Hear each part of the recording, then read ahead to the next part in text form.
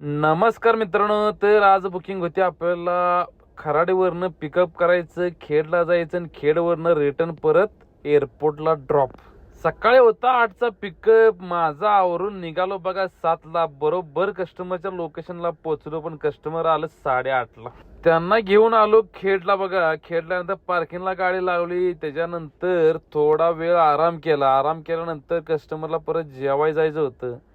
मग त्यांना घेऊन आलो बघा KS हॉटेलला.